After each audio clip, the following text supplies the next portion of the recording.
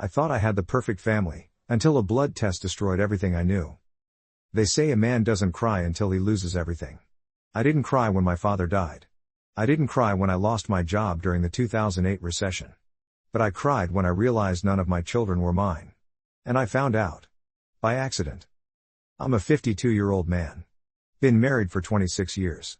My wife, let's call her Karen, and I raised 3 kids together, our son Matt, 25, our daughter Emily, 21, and our youngest, Sophie, 18. Not their real names, but close enough for the story. I thought we had a solid marriage. Sure, we had rough patches. Everyone does. But we still kissed every morning, made love on weekends, laughed at dumb sitcoms together. We were still us. Or so I thought. This whole nightmare started when Matt had a minor surgery. Nothing serious, just a gallbladder issue.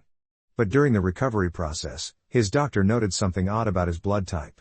See, I'm type O, Karen is type A. Genetically speaking, we could have kids who are O or A. But Matt's blood came back as AB. At first, I thought it was a lab error. We even joked about it, guess the hospital gave you the wrong blood, huh?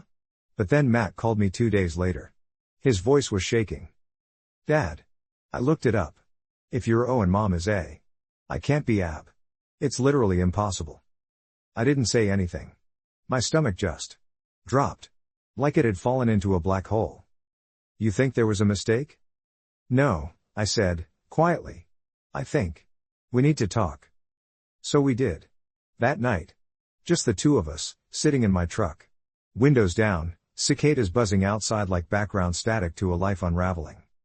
You're not mine, Matt. His face crumbled. He didn't cry. Not then. But I could see it in his jaw, the way he clenched it like it was the only thing holding him together. So what now? He asked. We say nothing. For now. And we didn't. For 3 weeks, I lived like a ghost in my own house. I couldn't look at Karen. Couldn't touch her.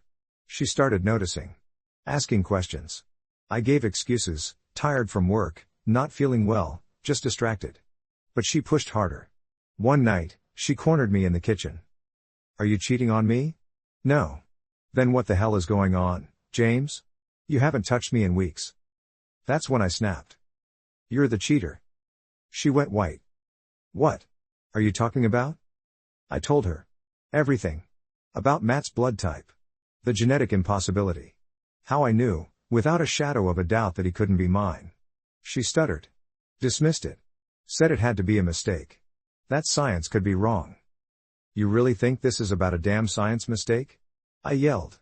He's not mine, Karen. And you knew it.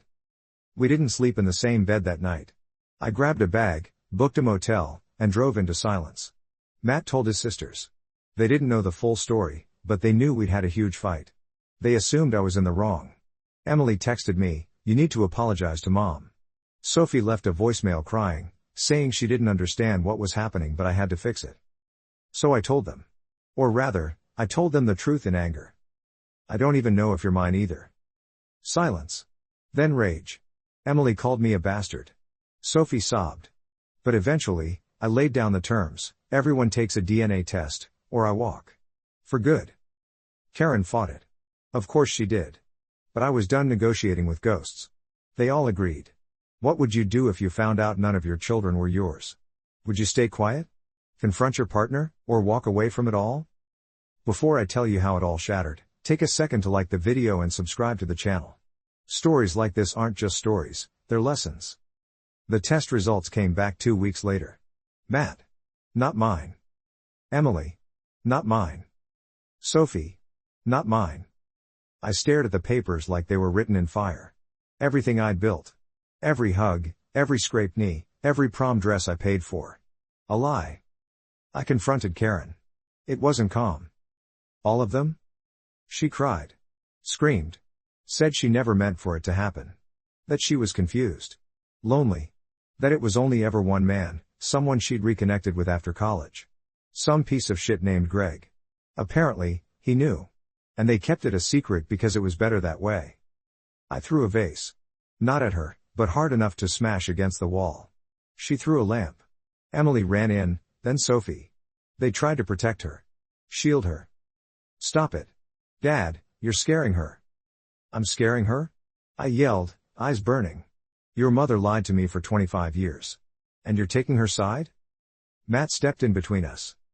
Everyone needs to stop. Right now. It wasn't enough. Neighbors called the cops. When they arrived, they took me out of my own house. I hadn't laid a finger on anyone, but Karen cried enough tears to make me look like the villain. The fallout didn't end with the five of us. Word got around, as it always does in families. And when it hit Karen's parents, their reaction was complicated. At first, they were furious. Her father called me personally. James, I swear to God, I didn't raise her like this. He offered to help, even said he'd testify in court if needed. Her mother cried on the phone. Apologized, told me she'd have a serious talk with Karen, but 2 months later, they were right back to Sunday brunches and birthday dinners with her. They decided to forgive and move forward. No apology. No accountability. Just that it was all too long ago to dwell on. And me? I was quietly deleted from the group photos. The man who paid for their daughter's mortgage, who fixed their leaky roof, who drove them to hospital appointments, gone like a bad chapter they wanted to skip. Thankfully, my parents didn't fold like that. When I told them what happened, my dad sat in stunned silence for a full 5 minutes. My mom just kept whispering, "No. No. No." Like a mantra trying to make it untrue. They had adored those kids. Every Christmas. Every birthday. Every school play. They were there. Grandma's cookies. Grandpa's jokes. And suddenly, it was all fake. They weren't grandparents. They were just family friends who'd been lied to. They kept in touch with Matt. I think it was partly out of habit, and partly out of love. But it's awkward now. They don't know how to introduce themselves. They've stopped sending him birthday cards with love, Grandma, and Grandpa. Now it just says from Jack and Denise. Emily and Sophie?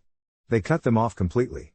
My mom told me, if they think their father's pain is less important than their mother's lies, then they don't deserve our love either. It hurt. But it made me feel seen.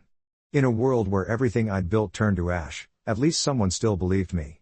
Later, I proved in court there was no violence. I had no record, no history, nothing. But the damage was done.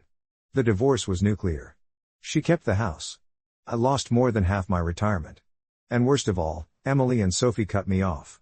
Said they didn't care about DNA, I was still dad, but how I treated mom was unforgivable.